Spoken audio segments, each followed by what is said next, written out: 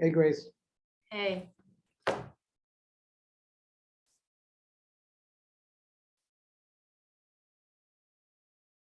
Guys, we'll give people a couple minutes just to gather and then we'll get started. Okay.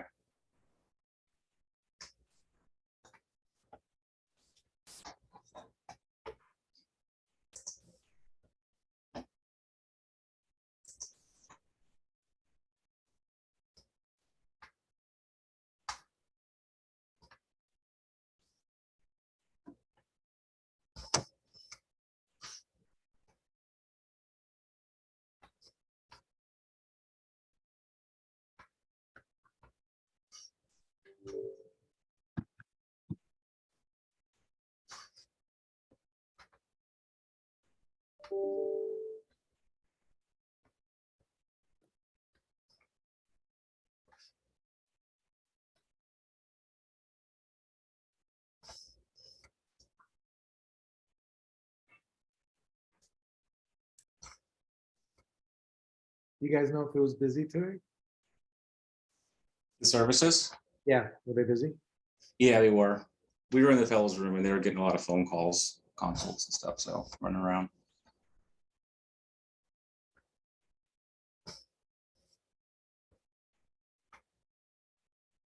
We'll give it another couple of minutes. Yeah.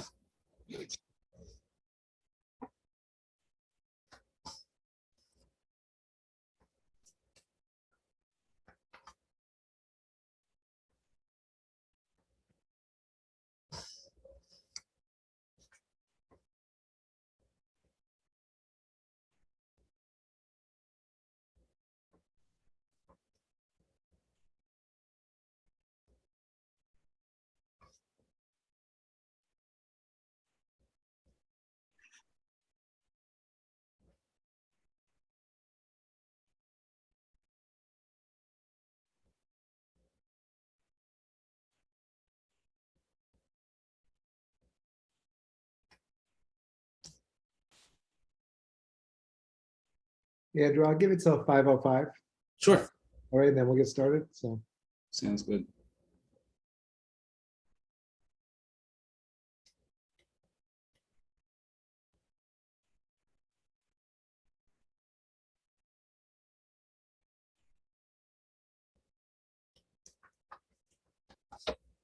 did you guys flip a coin? Who goes first? No, it was just, Yeah, it was in the email It was like in the this email. way. Oh, okay. We never really thought about it or talked about it. You guys are very dutiful. I guess it's alphabetical order. there you go, alphabetical. That's Oh, there good. you go. Well, I don't think anybody can beat Andrew. Yeah, double A's. He's double A, so. Yeah, I was telling my husband about that because I went from C to R. I'm like, oh You man, dropped down in I that. really dropped down. Well, you guys are triple J, so if you have another baby, you gotta have to go quadruple J. I know, we started a trend, we can't break now. If we deviated all, we were like, why didn't I get a J? JJJ. It's JJ squared. Yeah.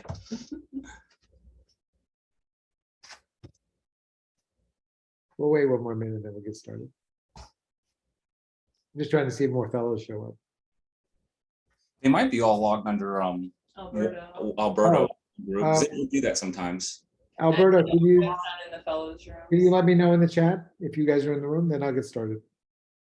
Or let me know.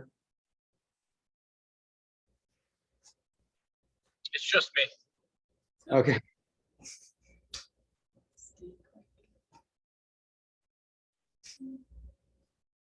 I just sent out a text message, Dr. Casotas, for the entire group. Okay, thank you. I mean, we'll give it another minute and we'll get started. They'll catch up, I hope.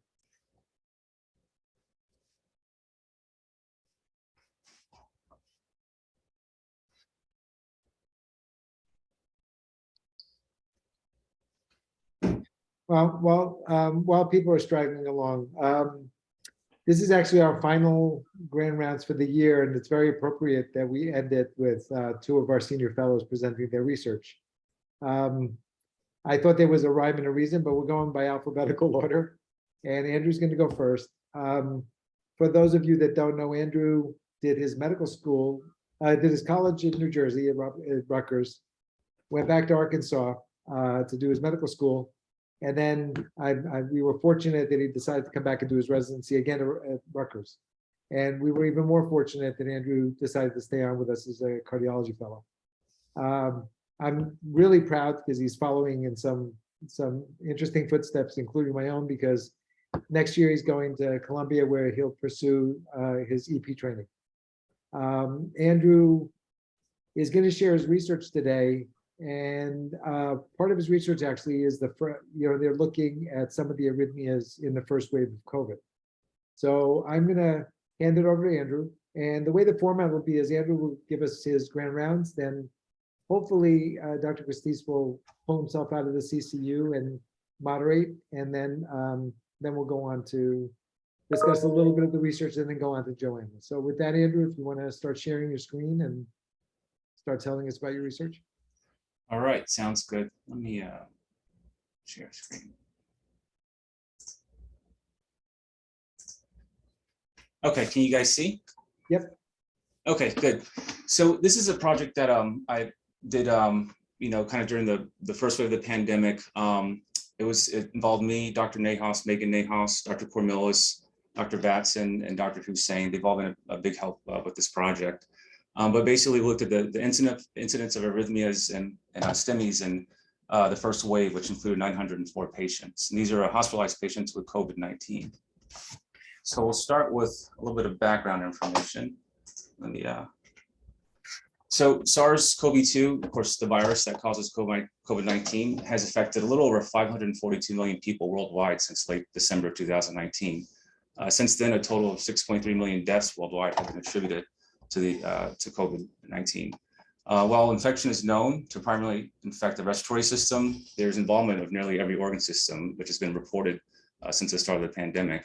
One of the important things that we were interested in is, as we know, COVID-19, there's association with infections and cardiac complications, including myocarditis, arrhythmias, and acute coronary syndrome. This is just kind of a chart of what's all been reported as far as involvement with COVID-19 infections. Everything from neurological, of course, respiratory system, heart, liver, kidneys, intestines, and not even down to the reproductive tract as well. So as I said recently, there's been studies that coming out that showed, gives insights into the underlying pathology of how it can affect other organs, especially the heart.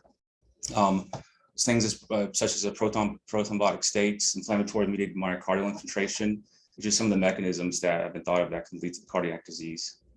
Coexisting hypoxia, electrolyte disarray, and administration of arrhythmogenic medications such as hydroxychloroquine and azithromycin make it difficult to ascertain the direct and indirect contribution of COVID-19 on cardiac arrhythmias. So these are just some of the mechanisms that have been reported on as far as causing cardiac involvement. Of course, systemic inflammation, hypoxia, just direct myocardial injury, cytokine storm, DIC, and stress cardiomyopathy. And here are some of the risk factors that have been reported that are known to have a high risk of cardiac involvement. So things such as old age, being on immunosuppressive drugs, hypertension, cardiovascular disease, obesity, CKD, multi-organ dysfunction, chronic respiratory disease, diabetes, coagulation issues, and malignancy. There's also what's being known as long COVID and effects that happen after infection, after you get over the infection. And cardiovascular issues have been known and actually involved with part of long COVID. And things that have been described are arrhythmias, particularly AFib, has been known to happen after recovery of COVID, CHF, myocarditis, pericarditis, and thromboembolic disease. Sorry. So what we sought to do in this single center case series, we aimed to first survey the incidence of arrhythmias and STEMIs in COVID-19 patients during the first wave of the pandemic. Later on, we had a second goal, and we wanted to aim and characterize diagnostic factors in COVID-19 patients diagnosed particularly with atrial arrhythmias. And with atrial arrhythmias, we looked at only atrial fibrillation and atrial flutter. So as far as methods, like I said, we had a total of 904 patients that were adults that were hospitalized during the first wave. We took these patients from starting March 1st, 2020 to July 1st of 2021. Sorry, that should be 2020 actually. So basically through those first few months, we did a retrospective review of all the inpatient final EKG diagnoses, and these were collected on all these COVID patients, and it comprised of 2,265 final reads. The incidence of arrhythmias and STEMIs were all accounted for, and the arrhythmias that we first looked at were atrial fibrillation, atrial flutter, SVT, AT, and heart block. And with heart block, we only looked at second degree and higher, and ventricular tachycardia. Of course, there's multiple EKGs on one patient, so there was multiple AFib diagnoses. So if they had it for one time, we just counted that one. But it is important to note that there were patients that had more than one diagnosis, and we saw that a lot. There was, a few patients that were diagnosed both with AFib and flutter or other SVTs as well. We also looked at associations between COVID-19 specific medications that were commonly used during the first wave. And we looked at patients, compared that to patients diagnosed with either arrhythmia, STEMI, or without diagnosis with arrhythmia or STEMI. And these medications that were involved during the first wave, we looked at hydroxychloroquine use, remdesivir, tocilizumab, and steroids. And the steroids that were commonly used at our hospital was prednisone, methylprednisolone, or dexamethasone. So after that, we also did a second set of analysis. We then looked at the patients that were only diagnosed with AFib or aflutter, since you'll see in the results that comprise of the majority of the arrhythmias that we found. And then we looked at demographics, cardiac markers, inflammatory markers, comorbidities, hospital length of stay, and mortality data were all collected, and we compared the hospitalized COVID-19 patients diagnosed with these atrial arrhythmias compared to patients without. For the cardiac markers, we looked at pro-BNP and troponin, and we looked at the maximum values that these patients had. We didn't look at an average. For inflammatory markers included CRP, D-dimer, ferritin, and LDH. And for the comorbidities, what we looked at is basically patients that had a prior diagnosis of cardiovascular disease, and that included AFib or aflutter, CAD, CHF, and valvular heart disease. So as far as the results, I'll first talk about the incidence of arrhythmias and STEMI. So this is just kind of a chart breaking down what we found. So we had a total of 904 patients. 162 patients were diagnosed with either arrhythmia or a STEMI. So that's about 18 patients, and 18 patients had more than one diagnosis. And as you can see, atrial fibrillation comprised of the majority. 119 patients were diagnosed with AFib, 27 with aflutter, 8 SVT, 5 with AT, 2 of Mobitz 1, 1 of Mobitz 2, and 0 for complete heart block or VT. And then interestingly, there was 18 patients diagnosed with STEMI. This is just a pie chart showing the breakdown of everything visually. And as you can see, the majority of the arrhythmias were AFib. And 16% comprised of arrhythmias and 2% were STEMI diagnoses. So this is a composition of all the atrial arrhythmias by 12-lead EKG diagnosis. And this is AFib, flutter, SVT, because 98% of the arrhythmias diagnosis consisted of atrial arrhythmias. And again, as you can see, atrial fibrillation accounted for the majority of atrial arrhythmias, with aflutter being the second most. This is a breakdown of the COVID-19 medications that were used. So interestingly, so in the patients that had no arrhythmia or STEMI, 58% of these patients were given hydroxychloroquine, compared to 45% of people with arrhythmia or STEMI had hydroxychloroquine. And then remdesivir, 7.8% of patients with no arrhythmia or STEMI, and 4.3% with arrhythmia or STEMI. If you look at toci and steroids, these are the patients that we gave to very sick people that they just kind of threw. This is the last thing that we would give these sick patients that were on ventilators. And actually, the majority of the people that had arrhythmia or STEMI, compared to these two that were given toci and steroids compared to the patients without arrhythmia or STEMI. So just a summary of all the results for the first thing that we analyzed. The EKG diagnosis of arrhythmia or STEMI were identified in 18% of the patients. Atrial arrhythmias accounted for the majority of arrhythmia diagnosis at 98%. The remaining arrhythmias measured were less than 1% respectively. We didn't find any diagnosis of VT or complete heart block during this period. And STEMI diagnosis was identified in 2% of patients. And a higher proportion of patients with arrhythmias or STEMI received tocilizumab and steroids, while the opposite trend was observed for hydroxychloroquine and remdesivir. So now we'll look at the kind of the second set of analysis that we did. So since the majority of the arrhythmias were AFib and aflutter, we took that subset of patients and then we collected certain data and compared that of patients who were not diagnosed with AFib or flutter. So here's what we have right here. So 135 patients out of the 904 were diagnosed with either fib or flutter, compared to 769. You look at the average age here. Of course, these patients were older on average, the average age being 75 compared to 60. As far as gender, 55% of people with atrial arrhythmias were male, where 61% were male, and the no AFib or aflutter. This is the demographic breakdown. When we did the statistical analysis, we really couldn't find a difference as far as racial background, so we didn't really report on that. And by the way, when I use AA here, I mean aflutter and afib. This is a cardiovascular disease prevalence. So people who had AFib or flutter, there was a higher incidence of prior cardiovascular disease and a higher prevalence of prior atrial arrhythmias, being AFib or aflutter. Now this is the cardiac and inflammatory markers. We looked, like I said, we looked at Prevo, BNP, troponin, CRP, D-dimer, ferritin, and LDH. The only one that was really significant was the BNP.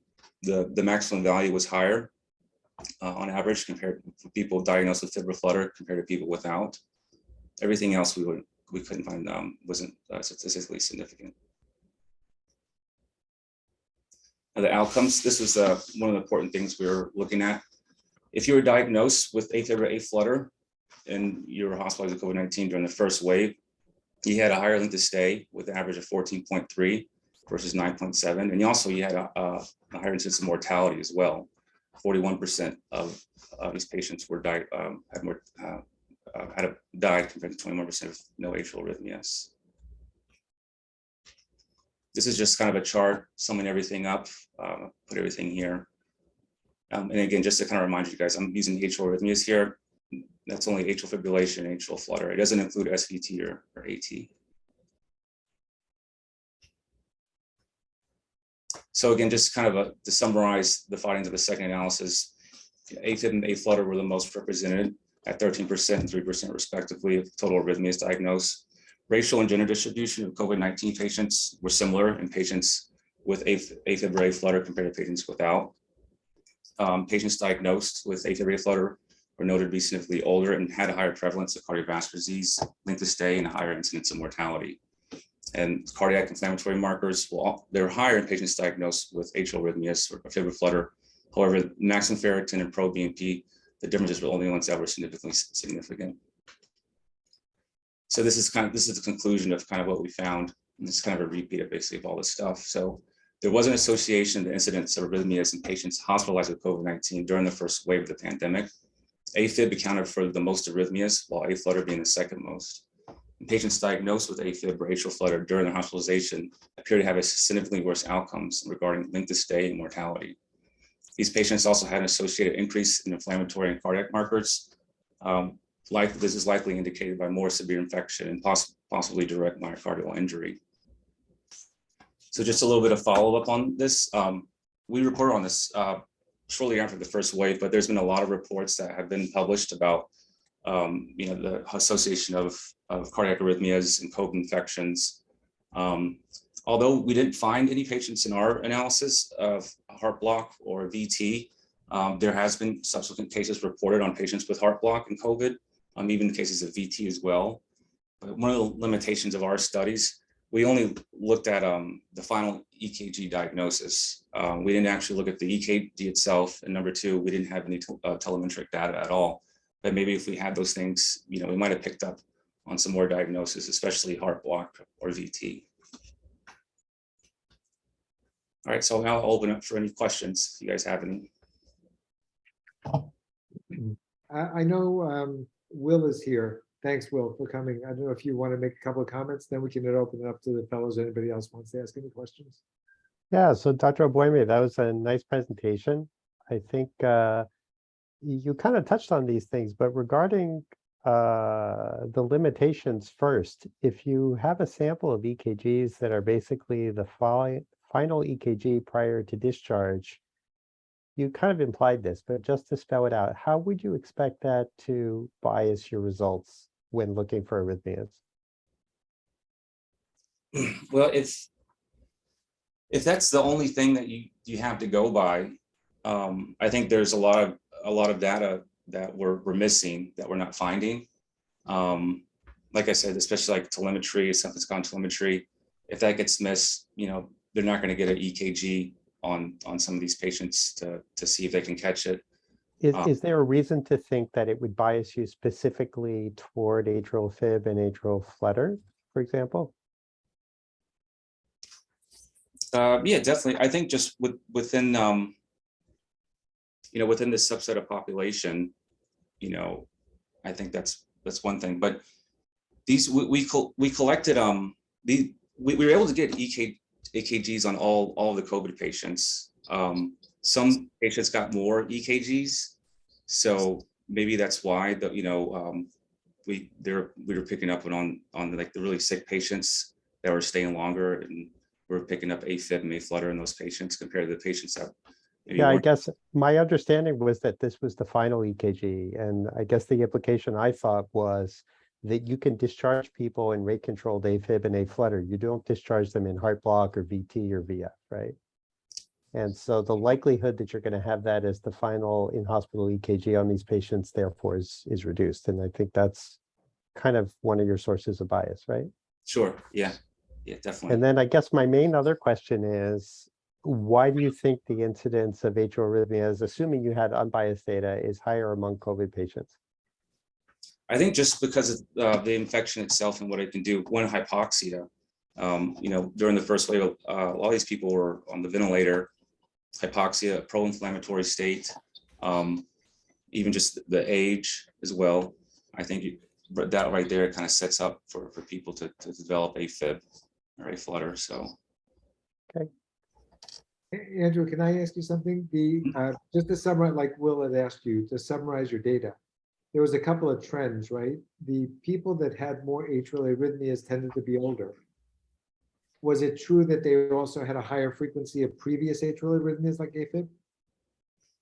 Yeah, so we looked at their past medical history. Particularly, we looked at the incidence of a prior diagnosis of AFib or AFlutter, and that was noted. That did develop. So they're older. They have a more significant history of AFib and flutter.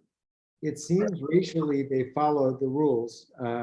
We do see a smaller incidence of AFib in African American patients or people of color.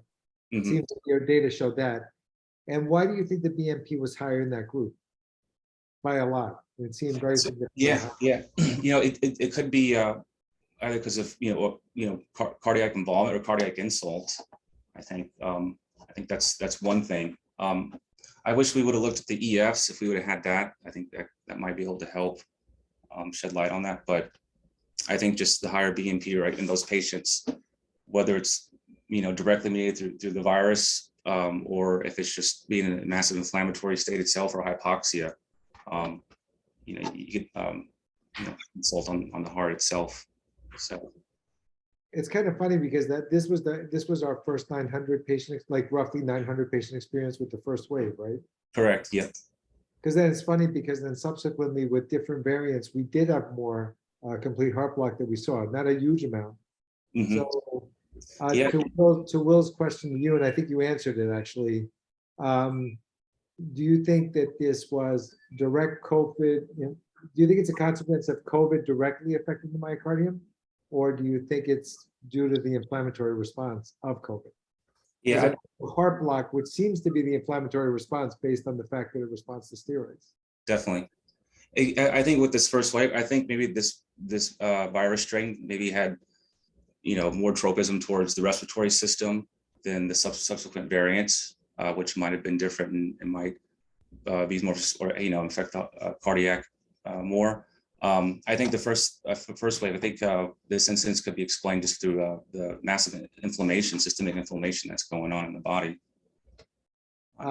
Dr. Cormillis put in the chat that a recent study in JACC showed that the prevalence of AFib after COVID was the same as after influenza. And Yeah. there was an increased mortality in both groups. Yeah. So, you know, it may not be unique just to COVID. I guess it's maybe viral syndromes and whatever inflammatory response they induce. Yeah, definitely. It would be nice. Is there a way that you could track those echoes or available echoes? I know we minimized the number of echoes we did in these patients in the first wave, but Yeah, I think there is a way that we can get that data. Jay, one of the residents who helped me on this project, he was the one that was kind of in charge of extracting all the data from the database and organizing everything in a manageable way. So I could definitely follow up with and ask him. So for sure. well, to quote Dr. Hakim, this is the time to put your data together and get a manuscript done. If you know, if Dr. Cormillis feels it's worth, you know, publishing. We got another couple of minutes. Does any of the fellows want to ask a question? Grace? Can I have a question? Yes, this is a very interesting study, Andrew, and also my question is related to what Dr. Casotis has pointed out. Are these new onset atrial arrhythmias? And apparently they are not. So if they have previous history of atrial arrhythmia, then they're more, would you say that they're more likely to develop atrial arrhythmia when they undergo stress, just as COVID infection? Yeah. So if you look, one of my slides, I think like 60% of people who were diagnosed with either fib or fluttered with COVID had a prior history of AFib or aflutter, which means that 40% of these patients didn't, or at least, you know, we couldn't find that in the EMR. So. And is the incidence also associated with the severity of the infection? Are the sicker patients more likely to have AF, or it's not really? I mean, for as long as they have infection, whether mild, moderate, severe, they might be likely to develop atrial arrhythmia. Yeah, so I suspect it's related to the severity of the infection. That's kind of what we were thinking. You know, when we looked at the inflammatory markers, you know, there was a trend towards these patients having higher inflammatory markers, even though the statistics didn't really come out being significant.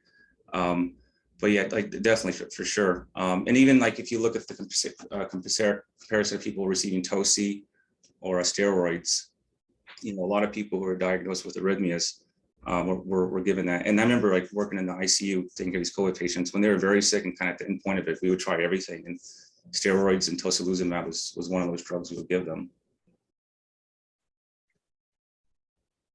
Well, that's great, Andrew. Anybody else have any questions? Okay, Andrew, do you want to stop sharing for a sec? Oh, hang on, Dr. Cormillis.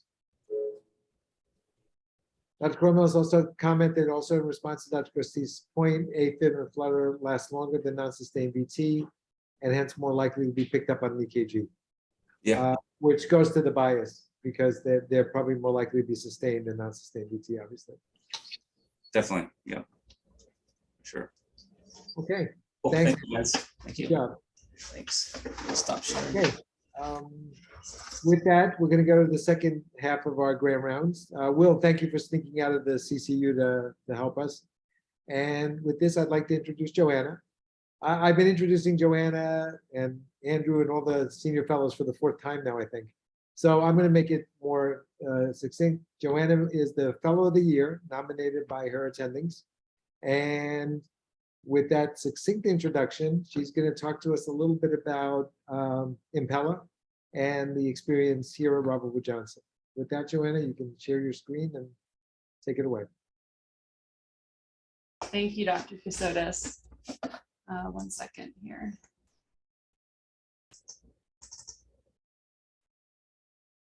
Can everyone see that? Yep. Okay, great. All right, so as Dr. Casotis alluded to, I'm going to be sharing our single center first year experience and outcomes with the Impella 5.5 LVAD, and also talk about future directions.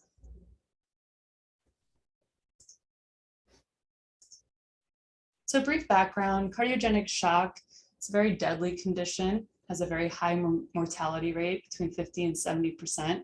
And it's been like that for many years and has really spurred to figure out some sort of treatment, which is why LVADs were originally developed to help assist patients who develop cardiogenic shock, the first being implanted by Dr. DeBakey in 1966. Those were durable VADs, and they require sternotomy and a left thoracotomy, which is a major surgery, and the patients need to be optimized from a medical standpoint in order to survive. So catheter-based mechanical circulatory support was then sought after in order to help patients through the acute cardiogenic shock period to a point where they could then go on to something else, such as transplant or durable LVAD. The first being placed in 1968 by Dr. Kantrowitz. It only provided about a ½ liter per minute of support. And he wrote in the original paper in 1968 that for the development of successful mechanical circulatory support, the simplicity of initiation and maintenance is crucial for the requirements for success. And this really holds true to today. So doctors really were interested in creating a miniaturized LVAD that could be placed immediately during the acute cardiogenic shock period. And the first prototype of the LVAD was based off of Archimedes' screw. Archimedes was a Greek mathematician back in ancient Greek. And he developed this screw, which has a central cylindrical shaft that rotates a helical surface inside a hollow tube and allows water to go up in order for irrigation. And then that central cylindrical shaft is powered by either hand or by cattle. So Dr. Wampler in 1976 observed them using this in Egypt, and this is still being used today in certain parts of the world for irrigation. And he thought, maybe I could apply this to our left ventricle. So he created the hemopump, which was basically Archimedes' screw, except brought blood up from the left ventricle all the way to the distal descending, or sorry, proximal descending aorta. He successfully implanted and used it down in Texas Heart in the 80s. However, it never really commercialized. It was fraught with issues. It did provide a substantial amount of support, 3 to 4 liters. Over in Europe, Dr. Cease and Dr. Mines decided to take the hemopump and improve it, creating the Impella. What they did was they took away the long screw and they added a short rotating impeller, and then they put the motor actually on the catheter itself. The Impella was first approved in Europe in 2005 and then in the United States 3 years later in 2008. The first being the CP and the 2.5, which are femoral artery insertions. And then later the 5.0 and the LD, which stands for left direct, which are either directly into the ascending aorta itself or via axillary artery. All of these Impellas have been proven in different registries to decrease your left ventricular work and oxygen demand, increasing your MAPS, and ultimately your systemic and coronary perfusion. The most modern of these Impellas is the Impella 5.5. So this Impella provides the most support at an average of 5.5 liters per minute, is inserted via axillary or central artery.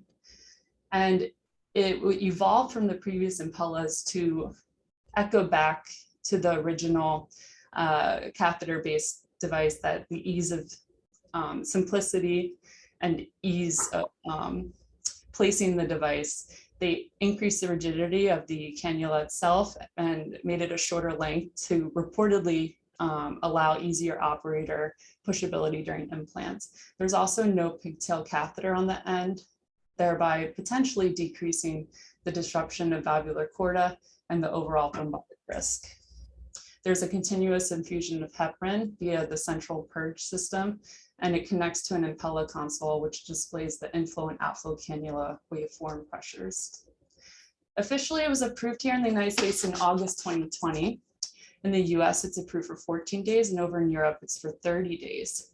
However, we actually were part of the pre-market, one of 6 centers in the United States that were part of the pre-market sites that were able to implant in January 2020. So it's really this that we decided to share our experience with the world to help with confidence, and we published our first year experience in the Journal of Cardiothoracic Surgery. Hopefully add confidence to cardiothoracic surgeons if they decide to use this device. So I'm going to mainly talk about my paper, and then at the end, we'll talk more about certain abstracts and kind of what else we're doing with the database. So we selected patients who received the Impella 5.5 during January 1st, 2020 to January 1st, 2021, the first year that we were implanting. It had to be the Impella 5.5, no other Impella. It could be implanted via right or left axillary artery or directly into the aorta. Usually when it was implanted directly into the aorta, it was during open heart surgery or cardiotomy. And here at Robert Wood Johnson, the Impella 5.5 is placed under intraoperative transesophageal echocardiogram. Data was collected via retrospective chart review. So this is a table that explains or shows patient characteristics for the entire cohort.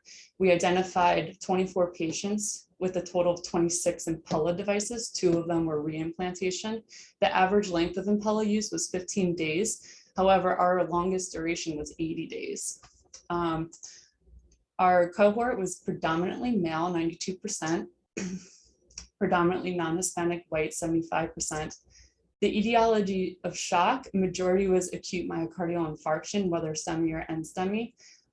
However, it was fairly evenly distributed with reduced ejection fraction heart failure and cardiotomy not far behind. Our patients were really sick, a majority being bedbound with a low ejection fraction of 21%.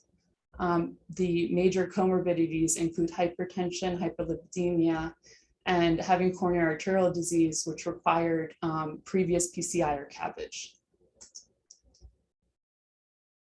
The majority of the patients had implant via the right axillary artery. The 2 that were on the left were actually our 2 reimplants. End organ function just really reflected the state of cardiogenic shock that they were in at the time. These were really sick patients. Their lactate was elevated, their creatinine was elevated, and their liver enzymes were elevated. Their right atrial pressure and wedge pressures also reflected elevated pressure, filling pressures in the heart.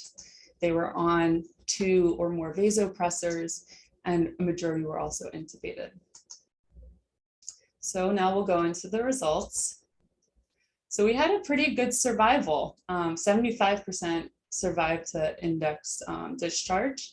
83% had native heart recovery, 11% had durable device implantation, and then 6% underwent cardiac transplant. This is pretty good. Current estimations for survival to hospital discharge includes around 74% for the Impella 5.0 and LD, around 64% to 52% for the Impella CP, and around 50 to 59% for the Impella 2.5. So it did very well. Our invasive hemodynamic pressures obtained by the pulmonary arterial catheter when present reflected LV unloading very well, with the CVP coming down nicely, the mean pulmonary arterial pressure coming down nicely, as well as the wedge pressure. If you look at the general lab values during their hospitalization while they were implanted, it also reflected a reversal of end organ damage from cardiogenic shock. So the lactate came down nicely, which you would expect, creatinine as well, and the liver enzymes.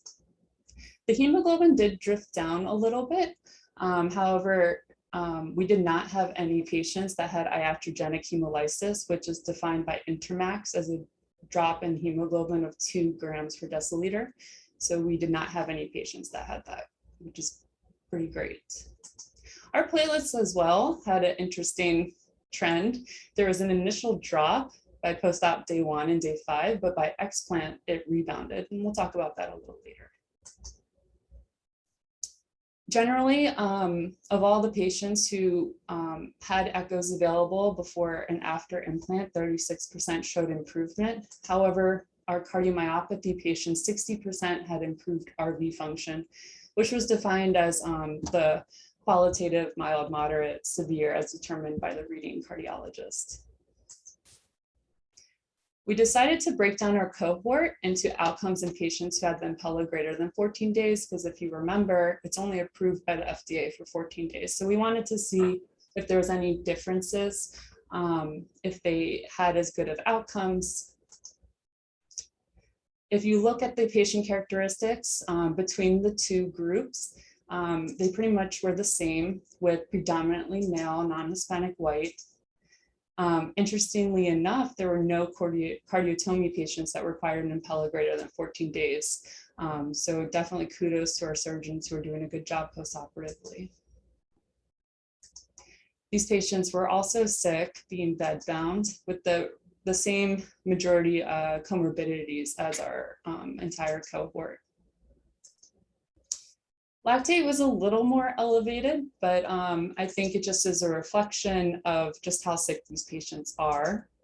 And then the wedge pressure was very similar as well, still requiring pressor support. Our survival rate was pretty good with the Impella greater than 14 days. These patients had were less successful for native heart recovery, more required cardiac transplant, durable device implantation. And I think that's reflective. They obviously wouldn't be having an Impella greater than 14 days if they had healthy hearts going in. Our laboratory trends were very similar. The platelets had the same trend of the initial drop and then stabilization at the time of explant. And our hemoglobin drifted down, but not significantly. And as I mentioned earlier, no one in our cohort had iatrogenic hemolysis. Overall complication rates. So the breakdown of the greater than 14 days patients did have a higher complication rate. However, if you look at the spread of complication rates, there was no major increase in the greater than 14 days patients. It seems evenly distributed amongst the cohorts. The only one that was majorly increased was this device malfunction. So discussion. We had a very good survival rate, 75% to hospital discharge. There was increased organ perfusion with LV unloading, which was confirmed by our laboratory trends and our pulmonary arterial catheter trends. And both hemoglobin and platelets, although they did decrease a little bit, did decrease insignificantly, suggesting minimal cellular shearing by the device. The platelets levels, they had their initial drop and then stabilized by time of explant. And this most likely is explained by the LV unloading, which eventually alleviated congestive hepatopathy and splenomegaly. It's well documented that in congestive hepatopathy and splenomegaly, it can take 5 days after alleviation of that congestion for the platelets to follow. So that's most likely what we were seeing. As I mentioned, there's no documented iatrogenic hemolysis. The current literature suggests that for our axillary Impella devices, hemolysis around 6.5%, and our femoral Impella devices, hemolysis around 15%.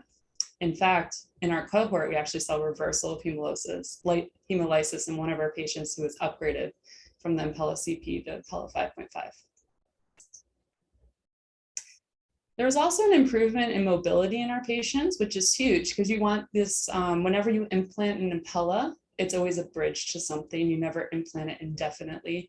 So you want these patients working with physical therapy. You want them getting to that point of a durable VAD and or transplant.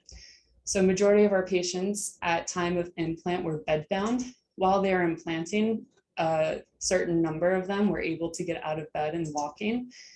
And by explant, a majority of them were walking, or at least to the chair. There was also no ischemic limb complication in our cohort, where the previously reported prevalence for our femoral artery devices around 9%. There was also an improvement in respiratory status. 58% were intubated prior, and we were able to get a majority of them extubated. There also could be a possible improvement in infection rates. Our cohort only had 1 case of infection. Previously reported rates of infection for femoral artery inserted devices between 12 and 18%. Interestingly enough, all of the deaths at our institution were in the setting of acute MI, either STEMI or NSTEMI. All of the devices that were placed were done after revascularization as well, which is interesting. There may be a sample bias present in our cohort. As I alluded to earlier, our sample was a very predominantly male in gender. And this is actually in line with current literature around the world published in Europe and here in the United States. Recently, the Mayo Clinic in 2020, they looked at over 134,000 admissions across the United States and saw that female sex was an independent risk factor for mortality and cardiogenic shock. The females who presented were more likely to be diagnosed later, transferred in a more critical state, and have worse overall outcomes. They were also less likely to utilize mechanical circulatory support. And our institution is really no different. Although I will note, we didn't have any female deaths at our institution. In our cohort, the Impella 5.5 was not utilized for any female who had an acute myocardial infarction, although the estimated proportion of females in New Jersey with myocardial infarction is around 42%. So what does this mean? I mean, maybe there's an under-recognition of heart failure and acute MI in our female community. Maybe there's some educational opportunities, or I'm gonna take that out. Or maybe the female's body surface area is just smaller and their arteries are smaller, and so they're not optimal devices or optimal candidates for mechanical circulatory support. Another sample bias that could be present is that we had a majority non-Hispanic whites. If you look at the distribution of heart failure amongst ethnic groups in the United States, it's more evenly distributed. This could be reflective of socioeconomic inequalities, and the treatment of heart failure at our institution may present as more educational opportunities. So now I'll talk about some abstracts that we have out. So we currently have an abstract that was accepted to the Heart Failure Society of America, looking at the delta carbon dioxide role in cardiogenic shock. So we've been updating our database every year. And so we currently have patients, that's supposed to be 2020. We have 2 years worth of patients. We wanted to look at the delta CO2 because it's reflective of the arterial and the venous CO2. And in pulmonary and critical care literature, it's gaining a lot of traction for medical decision-making for persistent septic shock, whether to start weaning the pressors or to extubate. The application in cardiogenic shock remains unclear. We couldn't find anything where it could be applied. So we wanted to look at the delta CO2 in our patients and see if it could help to predict successful extubation. We, over 2 years, have 46 Impellas and 40 patients in our database. We calculated the delta CO2, performed an independent t-test and logistic regression, and saw that there's a high area under the receiver operator curve with a statistically significant p-value. The odds ratio is an inverse relationship, suggesting that the lower delta CO2, the higher success rate for extubation. And then we currently have an abstract pending with the AHA, which I'll briefly talk about. So this is looking at blood biochemical profile for successful extubation and functional status. So the reason why we wanted to look at this is because wouldn't it be great to determine if your patient can become potentially a candidate for durable VAD or transplant at day 1 after implant? You would want them to be working with physical therapy and maximizing their chance at success, or maybe, you know, start having realistic conversations with the family and the team. So we were looking for biochemical markers that could help to predict if they could be extubated successfully and be walking and working with physical therapy. We looked at the creatinine trend, and we're optimistic that it could help us to make this prediction. We looked again at our cohort over the 2 years, looked at the creatinine 1 and 5 days post-operatively, their ventilator status and functional status, and performed the independent t-test and logistic regression. And all 4 had a high area under the curve for extubation and functional status. There was also a inverse relationship suggested by the odds ratio, which indicates that a lower creatinine could mean a higher success rate for extubation and getting out of bed and working with physical therapy. So that's it. So I just want to thank Dr. Iyer, who was my main mentor for the manuscript, and Dr. Lemaire, who really helped get us in contact with the OR staff. Thanks, Dr. Joanna and Dr. Moyne for your guidance, Dr. Yanamala and Dr. Sengupta for giving me a crash course on statistics, and all the cardiothoracic surgeons who implant Impella 5.5s. Thanks, Joanna. Before I give it over to Danielle, because I asked them to sort of come in and ask some questions. Quick question: have you guys kept track of these patients? Do we know what their status was, over the last year? So we have all of their MRNs, and I think that would be easy to get. At the time when I first made the database, we were like a couple months out into 2021. So to index hospital or to discharge from the hospital was all that we kept track of. But I figure, it's only 46 data points, so it wouldn't be difficult to go back and just see how they're doing.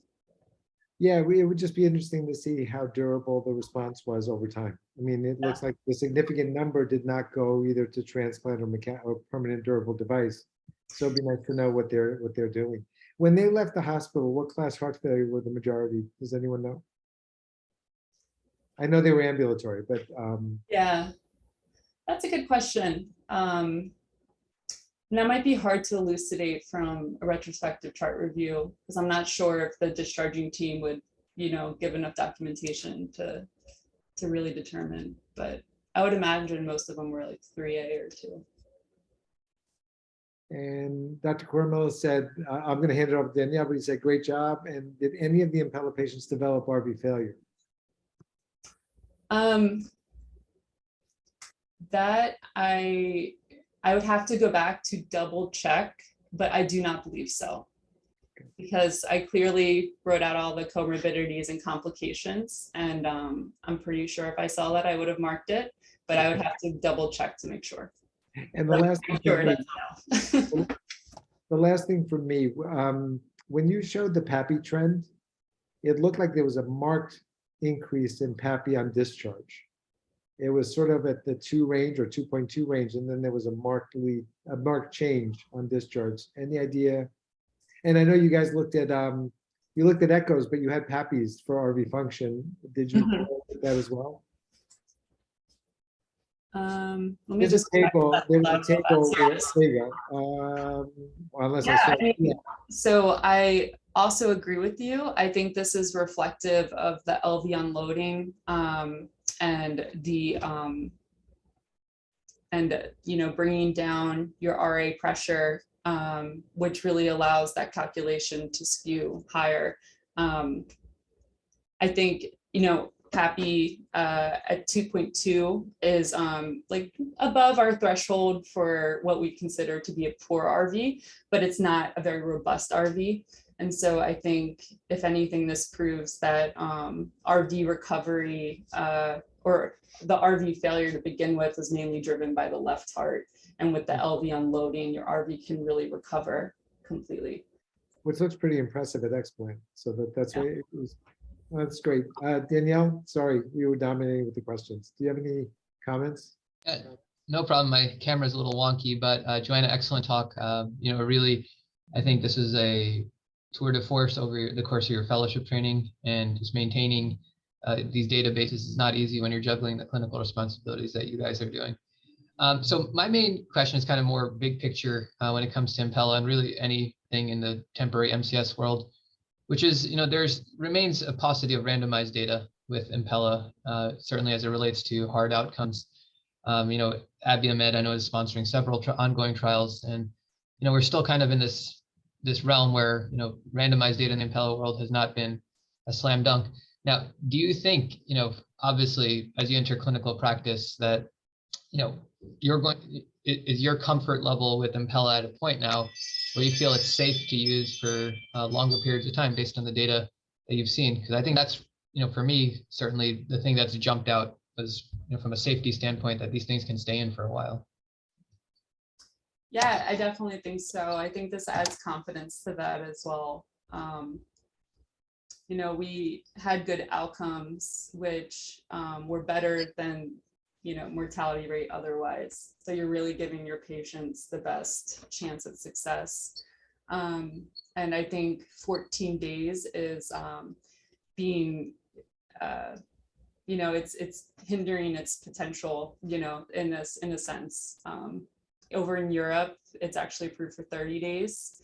And I think here in the United States, we should feel confident in going to 30 and potentially beyond.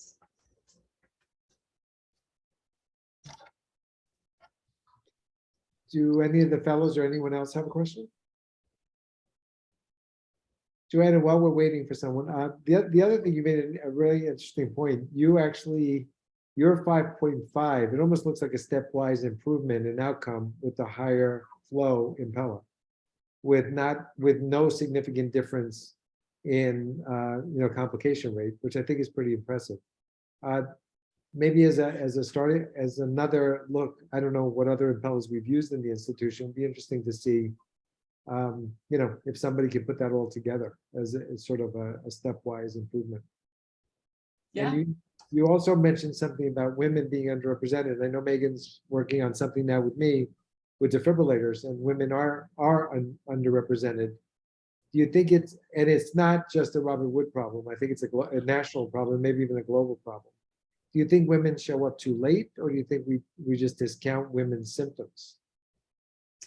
Yeah, so the Mayo Clinic actually looked at in that same paper, looked at presenting symptoms of women, and they tend to present very similarly to our male counterparts, which they kind of suggested that maybe it's an educational issue, but they also recognize that when they present sicker. So that leads me to think that maybe we're missing something before they get to that point. So you think they present sicker so people are less likely to be more aggressive? I think it's twofold, that, and also maybe their body habitus prevents them from utilizing mechanical circulatory support. Okay. Because they tend to have smaller arteries and smaller body surface areas. Yeah, that's also an important thing for us to sort of bridge that disparity. Yeah. I don't know if anybody else has any questions. But I mean, with that being said, mechanical circulatory support aside, females definitely, being a female is an independent risk factor for mortality for cardiogenic shock, which is very unfortunate.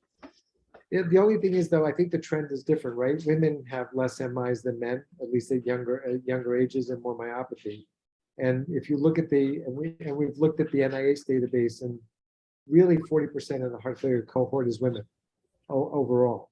And in what we looked at for defibrillators with Megan and the group, even though men were 60%, they were more likely to get defibrillator than the women that were 40, but a significant amount. So I wonder if this applies to mechanical circulatory support as well. And you're right, probably there's a bias to the body habitus and the BMI, thinking women's vasculature couldn't handle the bigger Impella. Anyway, anybody else? We're almost perfectly on time. I do want to make some closing remarks. It was an honor to host the fellows through these grand rounds, and it's also the last grand rounds for the season, and it's appropriately done with our trainees. And I think the four of them did a wonderful job, and kudos to them for being able to not only, like Danielle said, balance their clinical responsibilities, but really, have impactful research at the end of their careers here. And, they're going to go on to bigger and better things. And I just wanted to say that before we close. And thank you guys for a great and entertaining grand rounds. Thanks everybody for joining us. See you in September, I guess. Take care, everybody. Thanks, Will. Thanks, Danielle. Thank you. Nice job.